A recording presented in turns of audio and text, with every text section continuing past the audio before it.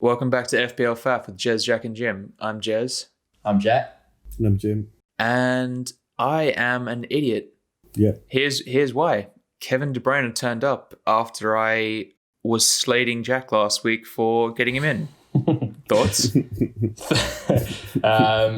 Chuffed.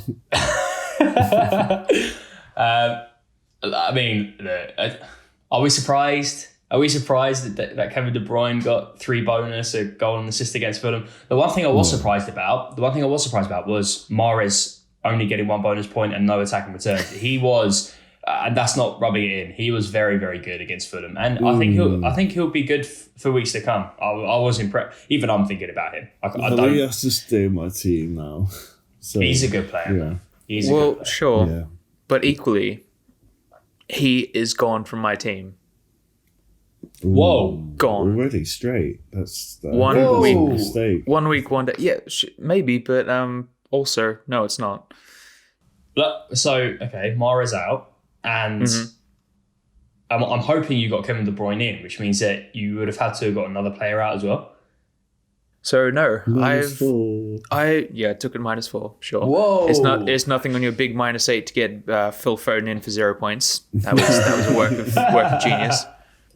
Well, I go through my team in a moment, won't I? So no, I didn't get Kevin De Bruyne in. I've jumped off the City train entirely. I'm gonna wish nothing but bad things on that team, like I always do. And I've got in Wilfried Zaha. He's been a turn-up king.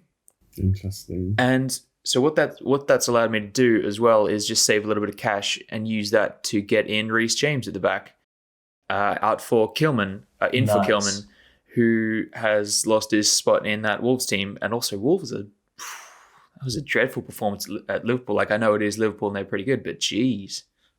Yeah, they were nowhere. Wow, but to be fair, not bad transfers in the sense that you needed to improve your defence and to get Reece James in there, who is now getting the run of games. That feels like a safe bet. Wilfried Zaha, he got 18 points on the weekend. He had COVID, he got rid of it, and then he comes back and he gets 18. Very good, yeah. Not a bad set of transfers, I'd say. I'd be worried with no City though, Jez. Mm-hmm. Yeah, look, I'm not going to lie. I am worried about it, but also I'm looking at my midfield. I'm looking at my team generally, and I don't really see a lot of points to improve. I'd like to have Kevin De Bruyne in, but I'll just go through my team and then we'll talk about it a little bit more. So starting from the back, I've got McCarthy in goal, fine. Now I've got Reece James, Ben Chilwell, James Justin starting for me next week. I will, of course, be playing a Jez, which is a 3-5-2. I've got Bruno, Mo Salah, Heung-min Son, Zaha, and Grealish through the middle. And I've got Harry Kane and Bamford up front. And on the bench, I've got Dallas, which it's fine. Brewster and Dunn, who are pretty much dead weight, but that's okay. And yeah, that's what I'm looking at. Nice. Decent team. And can we go through your points this week, just to round up? We can do, yeah. So I got 69 points this week. Yo. So that was 2 from McCarthy. He did get some saves, but he also got booked like a prick trying to waste time at the end of the game. Hate that. Mm-hmm. We've got Dallas in there. They conceded 3 against Chelsea. Not unsurprising. He got 1 point. Chilwell with 2 points. Fine. Justin with 2 points. Not fine. Against Sheffield, man. Sheffield. Oh, man. Seriously. Oh, that one hurt me deep. We've got Bruno with 6. He didn't start the game, but he did come on and do bits. Mo Salah, 14 points. Should I have captained him? Yes. Did I? No. Do I hate myself? Yes. Heung-min Son, 13 points. Should I have captained him? Yes. Do I hate myself? Yes. Mahrez, who I did captain, 4 points, so effective 8 from him. Awful. Harry Kane, 12 points. Again, could have been a captain shout.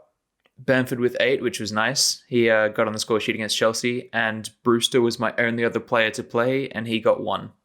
Oh, when is it going to turn around for Ryan Brewster? It's so not rough. It's not. It's worth mentioning he only played because I just had to hold on to Grealish, and of course Villa and Newcastle had their game postponed. Sure. So that's just what it was. You don't want to lose the value on Grealish. He's been too strong. No. Mm-hmm. And Smart. also they're going to have 2 double game weeks coming up at some point in the future. So I feel like that's a pretty wise investment to keep a hold of. Especially because he doesn't miss a minute, Jack Grealish. He's hasn't missed a minute of football this season. Like he's their talisman. He's always going to be in and amongst it. He will be in my team soon, but I still haven't got him in. And I have made a change this week after my -8 from last week. I finished on 68 points, actually. So with my -8, it's 60. That's not that bad, really. That's in the grand scheme of things. 60. Nah, not that bad. Most weeks you'd say that was pretty good, but I mean, I found myself looking at our mini league this week, and with 69 points, I was dropping points left, right, and center. I'm mega pissed, but like, what can you do? 60 points isn't that bad. I've got, I did take my -8, and it's a like for like. So with Captain and Mahrez, I did get 8 points. So technically, I didn't lose anything, and I didn't gain anything either. So True. So yeah. The one that was a big differential for me was Kurt Zuma. Big fat Zuma. 8 points. Thank you very much.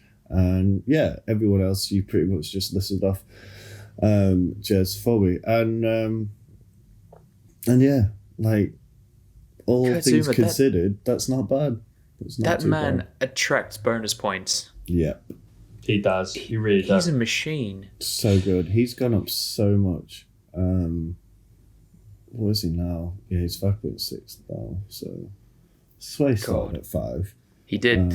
He's gone up It's 0.6. It's insane. Bloody hell. Same as Chilwell. Like they're just rising in value. I think he's still going to. What's he like? Over 6 million now. He's 6.2 now. He's Whoa. 6.2, and I got him in kind of late, and I got him for 5.8. I've already made heaps of value on him. Yeah, guys, my team value now, even though I made those changes, is 104. 104? Yeah. Wow, crazy. Jeez. That's mental. And so you're going into next week, Jim, with what formation? Okay, so I haven't really looked at this properly yet, but I'm doing it now, live on this pod, which is a Tuesday morning for our listeners, quite early on a Tuesday morning. We've got McCarthy, Zuma, 8. I don't know. Yeah, I probably will play 8. Chilwell, Son, Fernandez, Salah, Mahrez, and my new signing of this week, drum roll please, is Suchek. Oh, you put him in. Nice. I did. You're copying from the best manager in the league. That's interesting. Yeah, Jack, you did have a insanely good week. Love that. I tip my hat off to you. I brought him in because you were quite right. He is playing up front. He's very attacking. He's what is he? 4.9. He has gone up in value, but he's that's 4. a travesty. 9. He's 4.9, and he plays every minute. And and West Ham have got some good fixtures. So I was just thinking it's probably wise not to go too big on my 5th midfielder, and I haven't. I'm quite happy with that, and I've got a lot of cash now to mix it up. I've also got Kane and Son up front, so nice. I did lose out getting rid of Dominic Calvert-Lewin, but Wilson should be turning up against West Brom, so let's see how that goes. I've got Ayling, Kilman, and Brewster on the bench. Very nice. Fair. Yeah. Very Jack, nice. what are you looking at? I'm looking at my best game week yet, I think, this season. So I finished on 88, which I was very happy about. And no minus points. I took 2 free transfers going into this game week. I took out Kane and Rodriguez to put in Patrick Bamford and Kevin De Bruyne, which ended up... Bamford turned up too. It ended up being a good move. I think De Bruyne and Kane were, like much of a muchness, really. But what I wanted to do was have De Bruyne in there for City's run. So finished on 88. I had McCarthy in goal for 2. Robertson, who I thought was Liverpool's best player on the weekend, come in with 6 points. Saw Fowl with 1 point. Chilwell with 2 points. I was sadly playing with 10 men. Mitchell was in there for 0. He needs to leave my team very, very quickly. He needed to leave your team 6 weeks ago. He absolutely did. He's not. He wasn't even in the squad for Palace on the weekend, which was a huge concern.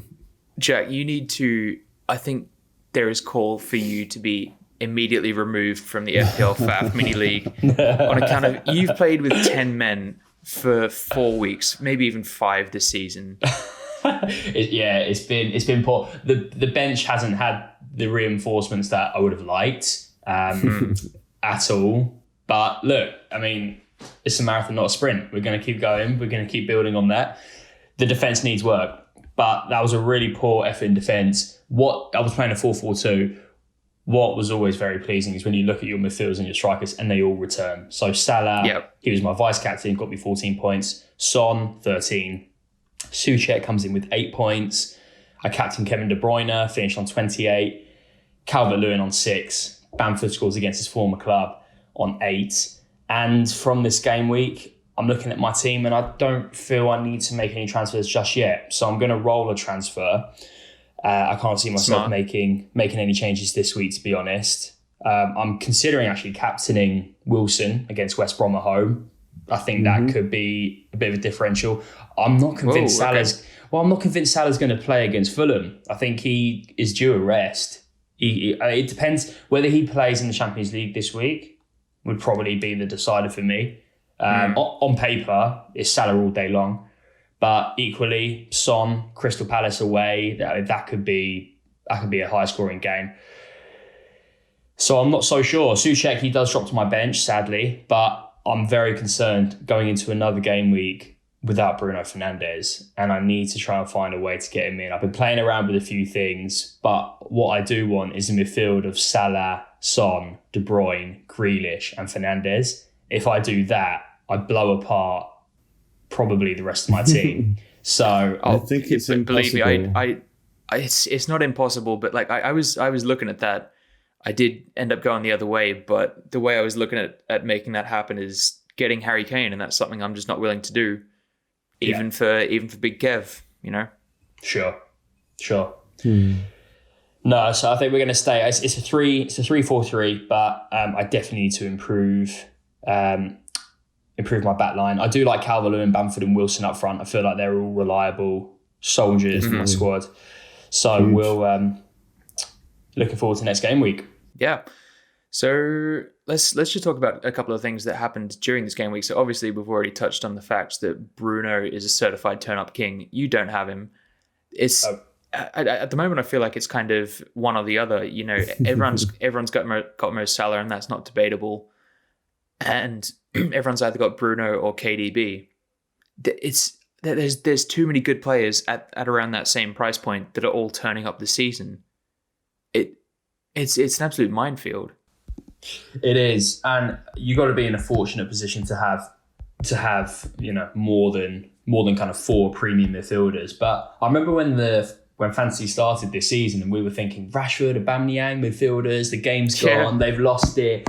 But to be honest, I think it's worked out quite nicely. Like, as amazing, in my opinion, as amazing as Kane is, I think the cheaper strikers can get closer to him than cheap mids can get to other premium midfielders. So I was having a look and thinking, well, I don't have Kane anymore, which I'm gutted about, but I do have Son, Bamford. I do have Calvert-Lewin, Bamford and Wilson. And I'd like to think that in a single game week, 3 of them could come close to what Kane would do.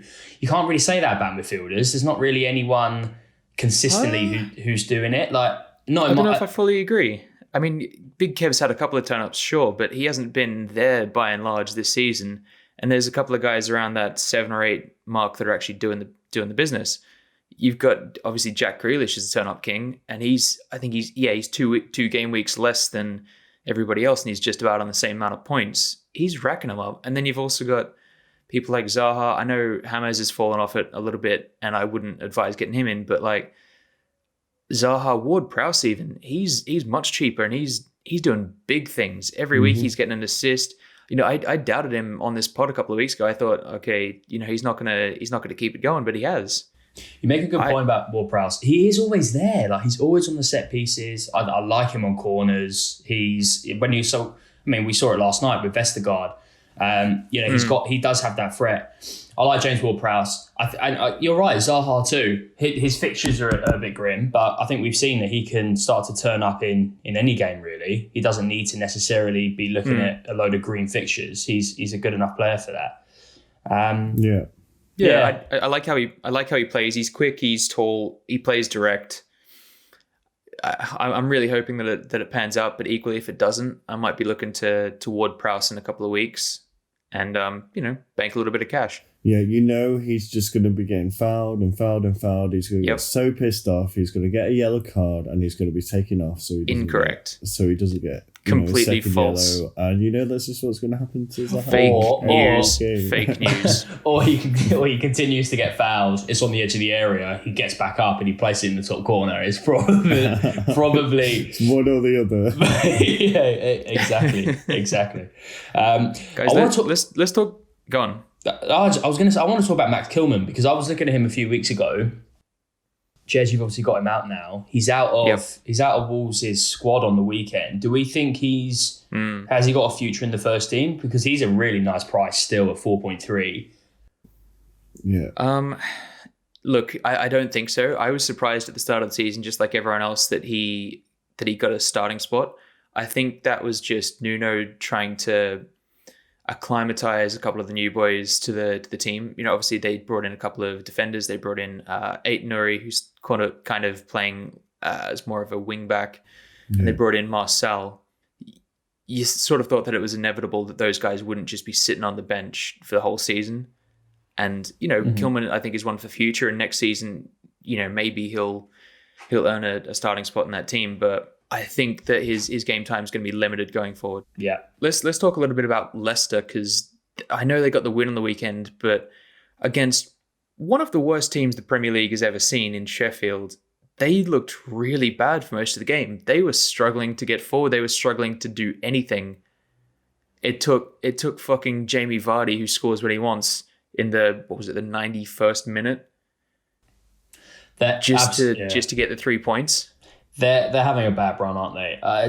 I'm a bit confused about this. I mean, they lost 2 on the bounce. They had a couple of bad results in Europe, but it's important to remember they're in the Champions League spots. Like, they've played 11, they've won 7. By all accounts, that's a decent record. Vardy is becoming even more essential as the weeks go on. I feel I love the way he plays. He's so quick off that last defender. But I look around that team and I remember how they started. You got, James Justin came in at that kind of cheap price point defender. Luke Castagna was not only getting clean sheets, but assists as well. And a couple of goals here and there. They've kind of dried off a little since then. I still think they're a great footballing side. There's no doubt in what Brendan Rodgers can do.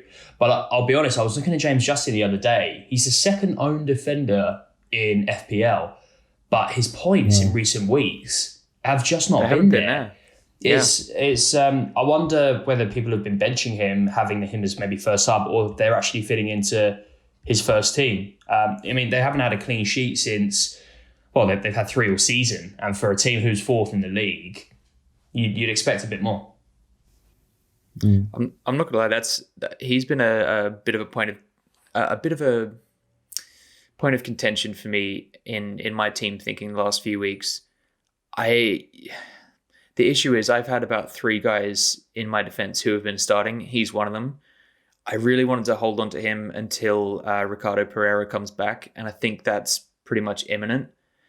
But I was hoping with some of their fixtures that they would get a couple of clean sheets, or even he might get an assist. He played a couple of weeks ago and he was the best player on the pitch, but he got 2 points. Nothing happened from that. Yeah. I think next week he's probably going to be leaving my team. They've got one more good fixture, which is Brighton at home. And then after that, I think that Ricardo Pereira is coming back. And even then, I don't really fancy the fixtures after that. No, Yeah, they're not the kindest. He's probably one to consider leaving. I think you're wise to do that. He's brought some good value as well. I mean, I got him in for 4.5. He's now 4.9, so I'll sell him for 4.7. We mentioned him before, but I'm looking at Vestergaard to come into my team, potentially stick that fat head behind the ball, get me some points. He's a great player, yeah. How did we think? Obviously, Jez, you moved quick to get Zaha in. And he's already gone up in value. Just want to throw that out there. Has he really? Wow. Yep. Bloody hell. That's incredible. Over 24 hours since you brought him in. Yep. So he obviously scored a couple on the weekend. More impressively, Crystal Palace scored 5 goals in a game. I don't think that's ever happened in the course of their history as a club. And Benteke got a couple of them. He's 5.5. I guess So there's a couple of things to dissect there. If you're thinking about getting Benteke in, you're a joke. Plain and simple. And also, I think it's worth mentioning that I don't think Crystal Palace have ever played against the worst team in the history of their organisation. They were lucky with the red cards. I think not that it was an incorrect decision because he kicked out Pereira, but to have that in minute, what was it? It was just after the half-hour mark. Mm-hmm. Yeah. You got 60 minutes with 10 men. That does make a difference. But I still thought they were impressive even still. I think they would have comfortably won the game with if it were 11 versus 11. But in terms of budget strikers, Benteke is one of them. The other, and you'll laugh at me again, but it's definitely worth talking about on the pod, Danny Welbeck is 5.5. Yes, so I'm not going to laugh at you for that one. I've been monitoring him because I was thinking where I can squeeze out that extra value and stick it towards Kevin De Bruyne. So I was thinking maybe Bamford for Welbeck, but I'm not sure. So Yeah. what he's done is Neil Maupay has started both of the last 2 games on the bench. And Danny Welbeck has started, obviously, both of those games. I think they've been playing at the same time on the pitch, if I'm quite right. It's not like Welbeck's coming off and Maupay's coming on. But what Welbeck has done in the last 3 games, he's got 3 attacking returns, 1 goal and 2 assists, which for 5.5, you've got to look at that. And with their fixtures, I mean, they got Leicester next. And then after that, they got Fulham, Sheffield United and West Ham, where you'd think he'd be in and amongst it again. Yeah. I can't believe I'm suggesting that Welbeck might be a good player to draft into your team. No, I think so. He's got new life there at Brighton. So honestly, I see that happening. I've been looking at that too. That's what FPL is about, though. It's about finding those bargains. It didn't necessarily work out, and they're not coming in at the highest price point, even though I have gone for 5 very expensive midfielders. And you joke, but Benteke's just got the 2. That might have kicked his confidence to keep bagging them in. No. You never know. No. You never know. No.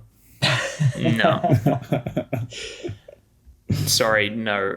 Shall Next. we so just one top transfers? Yeah, in just a sec, just one more thing I want to mention. So Diogo Jota was a very popular player for FPL managers to get in this week. I'm so glad he didn't start. I'm so glad he didn't start either. Yeah, that made me very happy. That would have crushed a few managers this week. I was thinking the same. He's, and the reason as well. I think Klopp was saying that he still feels a bit affectionate towards Wolves, and I thought, hang on, he isn't a kid. He's a grown man who's moved to Liverpool for 40 million quid. You play and you score. I thought that was a bit of a weak excuse. I agree. Shall we go into the transfers in and out? Yes, let's do it. There's a few familiar names in here, but let's go through. So, hang on. This is time for Mystic Jez. I think that Raul Jimenez will be on the transfers out list. Tell me I'm wrong. Well, you have to wait and see. Let's go from transfers out, top 10. Number 1, with almost 400,000 managers getting him out. He hasn't done anything for Chelsea in 3 weeks. Jez, you jumped on this a few weeks ago. He is out for the next few weeks. Hakim Ziyech has been transferred out by a fair few. He probably won't be playing again until the new year, so that totally makes sense. James Rodriguez, still people are shipping him out. He hasn't got an attacking return since they played Liverpool in game week 5, which for a player of his quality, his caliber, absolutely, even the team he plays for, like he should be doing a lot more. Interestingly, Jota is number 3, so he's on the bench for 1 game in the last 4, and managers are already shipping him out. He is coming in at 7 million, so I can imagine, as you know, we talked about Zaha, James Ward-Prowse is in there. There's a few players around that price point. Number 4 is Timo Werner. His time will come. I'm convinced. I don't agree. I think I do. I think he's going to have 1 game week in this entire season where he scores 2 goals. On the pod following that week, you're going to proclaim that he is the Messiah, and I'm going to rip you to shreds. Continue. I love Timo Werner. He's got 4 goals, 4 assists this season. He got an assist on the weekend. I mean, he will come good for Chelsea. I think he needs Havertz playing fully. He needs a bit of consistency. I don't know. In terms of FPL, I'm not looking at somebody above 9 million and thinking, oh, great, they got 1 assist on the weekend. That's nice. Nah, sure. No. You're right. Nah, there are a few other strikers ahead of him, I think, for kind of FPL wise. Good point. Unknown return date, and that would be scaring people off. Raul Jimenez comes in at number 5. Ding, ding, ding. There is Mystic Jazz. There are still 10% of managers who still have him though, so you've got to take into account those managers that aren't playing anymore. But I thought that was quite interesting. Number 6, what does this guy need to do? Top scorer in the Premier League, 11 goals in 11 games. Calvert-Lewin is 6th on this list. Oh my God. Yeah. Number 7 is also scored the winner on the weekend in the 90th minute. Jamie Vardy is on this list. Riyad Mahrez, he had a good game. He scored a hat-trick the week before. He is out of 60,000 people's teams, including yourself, Jez. Number Sensible. 9... Sensible. Number 9 is Luke Castagna. I mean, he hasn't played in the last 5 game weeks. I'm surprised he's even here at all. Yeah. And number 10, I think a lot of people saw him with that 15-point haul against Southampton. Cavani is number 10 in the list.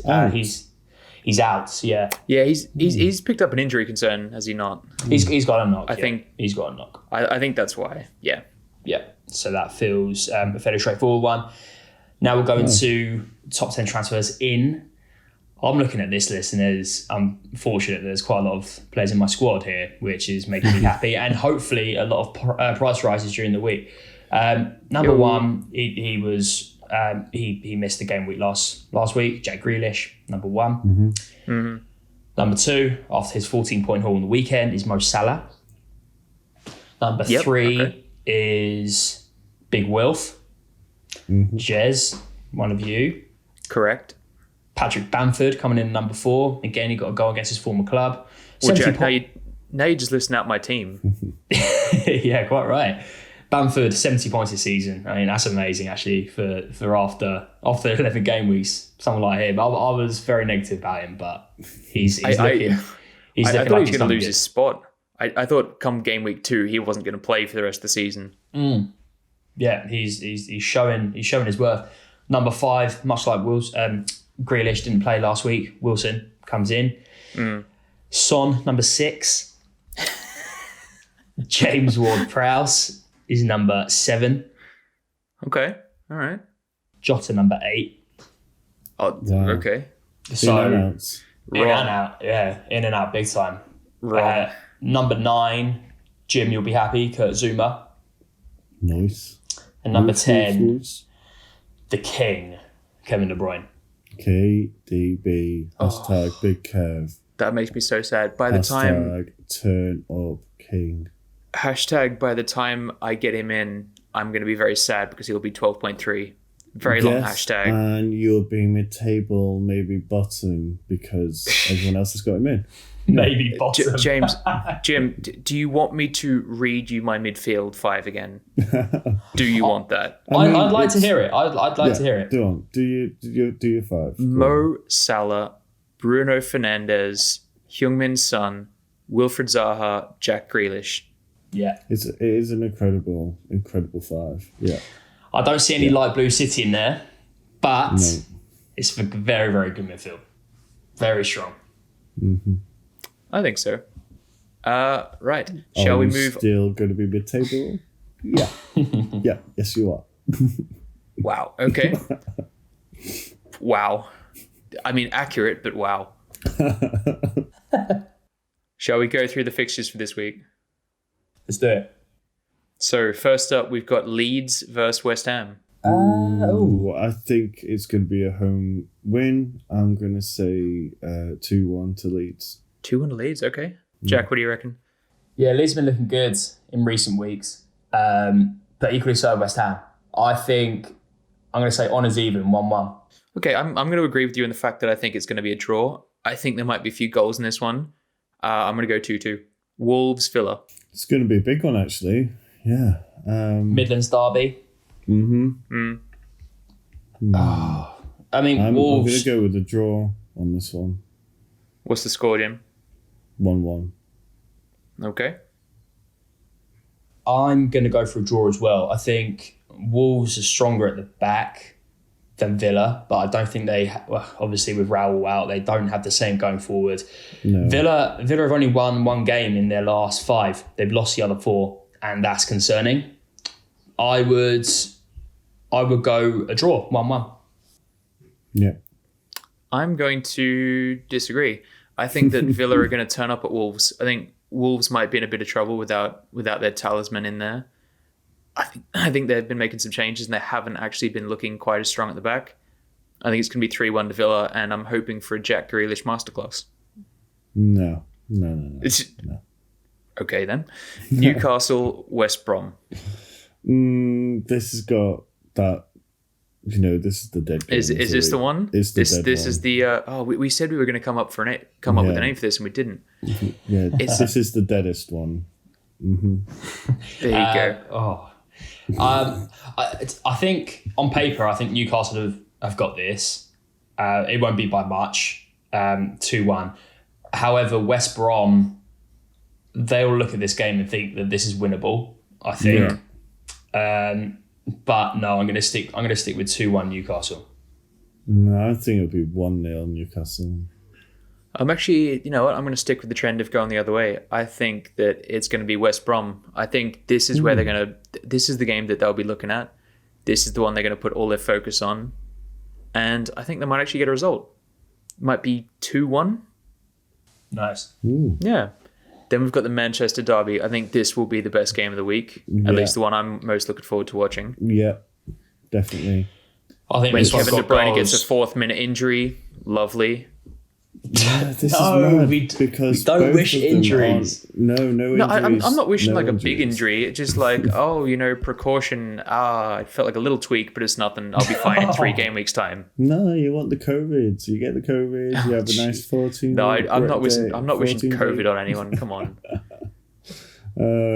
Yeah, so this is a mad one because both teams aren't in great form, and yet they are still, their quality are still providing the extra bit at the end to drag the games out to get a win.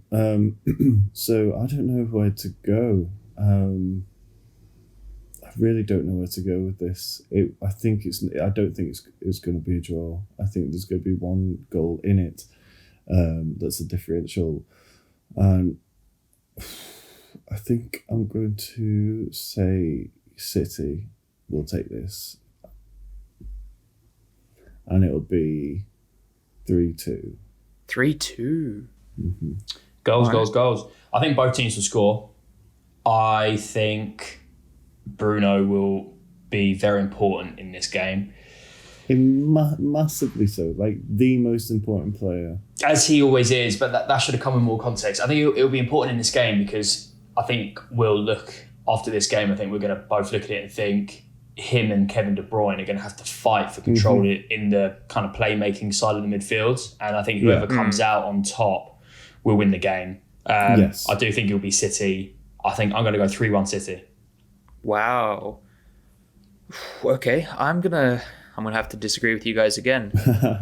I think it's gonna be a pretty even game. Mystic Jazz. No, I'm saving Mystic Jazz.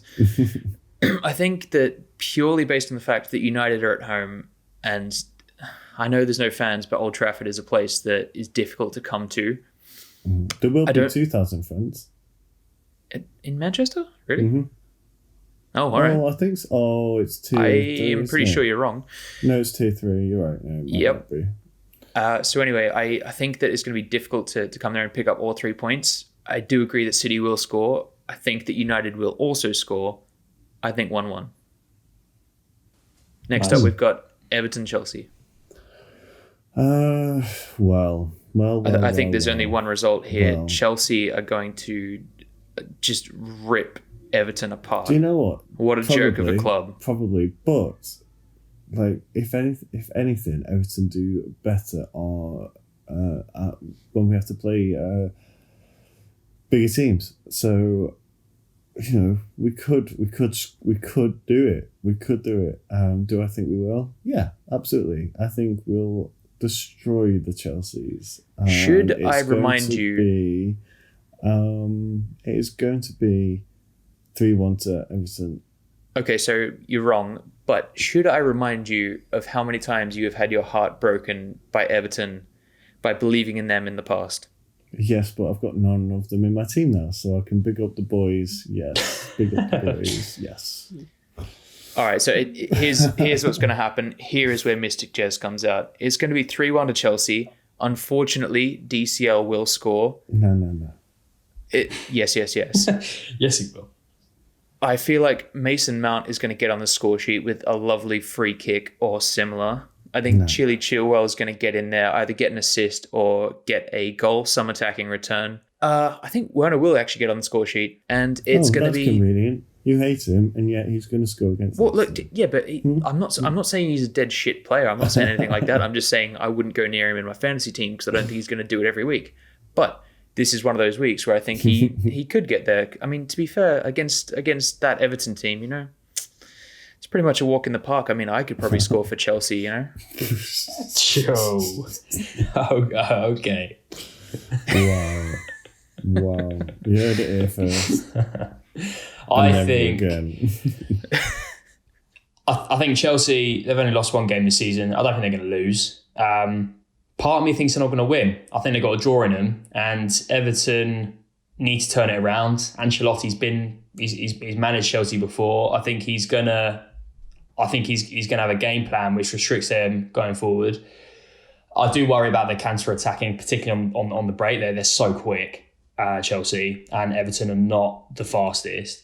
De Bruyne is missing. Digne is missing for Everton. I think that's a big problem. But equally, Ziyech is missing for Chelsea. I'm going to go 1-1. Yeah. I think it's worth mentioning though. Those two injuries aren't the same. I think it's changed the way that Everton played, and we saw it on the weekend. They started with Fabian Delph and trying to go for what was their formation? It was a 3-5-2. So they were playing a Jez, but with the two wing backs, and Delph was out of his depth. And the best thing that ever happened to Everton was that he got injured on the weekend, so they had to change their formation. Yeah, he was poor. I mean, they're really missing Dean. Not only because he's one of the best left backs in the league, or in Europe, in fact, but it's just his set place importance on the corners, on free kicks. He's right in there. He's a leader. He's a leader in the changing room. They're definitely missing him there. They haven't got an immediate solution, which does worry me for Everton. Yep. So moving on, Southampton, Sheffield. This is like nearly the deadest game, but nearly. I think it's a home win. I don't know about that. It's a home win. It's 2-0 to Southampton. That's it. Easy. I agree. Yeah. 2-0. I worry for Chris Wilder. He's got 1 point in 11 games. For any other manager, I think the writing will be on the wall. But he's seeming he's getting a bit of time there. I hope he doesn't get the sack because he's done wonders for Sheffield United. But they're playing so poorly. They can't score. They are conceding goals like no one's business. Yeah, 2-1 Southampton, comfortable. Also, the Ings is back. He is back. I think that Southampton are going to be a turn-up side in the next few weeks. I think more goals. More goals, more everything. It's going to be a delight to watch Southampton play. I think this week, I'm going to agree with you, Jim. This one's 2-0. There's no chance Sheffield get close. No. Especially, McBurney does bits because he's tall and he throws elbows and whatever. He's going to look at Yannick Vestergaard and he's just going to sit down and fall in line. Yeah. Crystal Palace, Spurs. It's going to be Spurs. It's going to be 3-0. Sane and Con all the way. Sane and Con. Yeah. I think it'll be comfortable for Spurs. I'm going to go 2-0. Nice. This one. I'm conflicted about this one. You want it to be 2-1 and you want to Spurs, but you want Zaha to get his left boot on that. Yeah, correct. And for that reason, I'm going to say it is 2-1 Spurs. I think Harry Kane's going to score. I think Heung-min Son's going to score. And I think Zaha's going to score. And I'm going to have a tiny turn up this week. Fulham, Liverpool. Oh, well, I think Fulham is in incredible form and they're going to absolutely smash Liverpool in my dreams. So, yeah, it's going to be a Liverpool win, obviously. And I'm thinking of captaining Mo as well for this game. It's either going to be Mo or Son. So I'm thinking about that as well, but are you concerned about what Jack said before? Yeah, maybe it's time for him to get a rest. Maybe. So, but if I put a big fat C on him and he doesn't play, then, I'll probably vice captain Son, so maybe that will come in. But, he's definitely going to play, or do you think he's absolutely going to be rested? Well, the only reason I say that is... what might happen is because they're already through in the Champions League, they don't need to play him, so they can rest him for this game. He could play. I'm conscious of a busy fixture schedule, and the same really goes for Tottenham in the sense that both Tottenham and Liverpool, they've already qualified from the European group, so they don't need to worry about playing super well. You can't say that about United. They've got to go to Leipzig and get at least a draw this week. If Bruno plays 90 minutes, I'd be equally concerned about him. Or are they going to save him for the Manchester derby? Probably, but it's hard to say. When it gets to December, we've seen it time and time again. You go and you captain, I don't know, I remember captaining Mahrez last season on a double game week, and he missed one of the games and only came on as a sub in the other. And before that, he was getting goals and assists like no one's business. It's just hard to balance it. I know there's Pep Roulette in there, but it's you can never really call it. But on paper, safe bet, Salah. Who you'd be strange to not go with that as the on paper choice. But I've got to say, credit to Fulham on the weekend. They were decent against City, particularly in the second half. It was 0-0 in the second half. I think they did really well, and it looks like their defense is getting a bit stronger.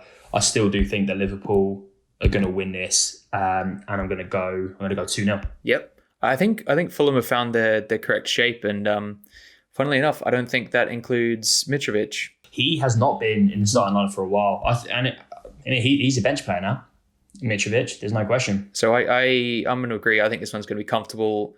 I think Fulham will put up a fight, but there's going to be let's say 3-0 Liverpool. Arsenal, Burnley. Oh, Arsenal, Burnley. Arsenal had fans back in the stadium in Europe during last week. They won 4-1. I think it really helps. I was expecting it to be a bit hostile. I mean, it was easy to say that before the Tottenham game where we lost 2-0 and didn't play very well. I think that Mikel Arteta is a great manager. Yeah. I hope he sticks around. I hope he's given time. This is a project he's building. It's a long game. It's a 5-year project. He said that from the outset. And we really, really need to kickstart our season. So. And I think we're going to do it at home to Burnley. I'm going to go 2-0 Arsenal. They'll do it. I agree with that. I think it's going to be 2-0. It's very important that you mentioned the fans. I think even though Arsenal fans are not going to be particularly happy with what's going on at the club at the moment, a team like Burnley travelling to London is not really going to pick up any points. Not really. And the final game of the game week is Leicester-Brighton. I'm actually looking forward to this one quite a lot. I think it's going to be more of a competition than it should be on paper. I think it'll be a lot open, and I think Brighton are going to be playing really well. And to that point, I think it's going to be a draw, and I believe it'll be 1-1 at the least. Ooh, okay. Yeah, I see both teams scoring here. They're not in the best of form, and they both would come to this game thinking that they're going to win it. Mm-hmm. And for that reason, I think they're going to come equals. Okay. It's going to be 1-1. I'm sort of torn here. I think this might actually be a Brighton win. Love that. You know, Leicester just haven't been doing it for me in the last couple of weeks. Wow. You know, I know they got the win at the weekend, but that was grim. And Brighton, they're due. They are raring to go, even though they're not getting the results. I think this week they might actually get one. Yeah. So there we have it. That's our pod for this week. Before we go, I just want to mention, if you do want to join our FPL Faff mini league, you can do so by typing in DKSORK into your Premier League app. You can go follow us on the socials. We're on Facebook, Instagram, Twitter. And guys, this week we just hit 100 subscribers on our YouTube channel. Excellent. Fantastic. Excellent. So guys, this has been good. Until next week. Later. Bye-bye.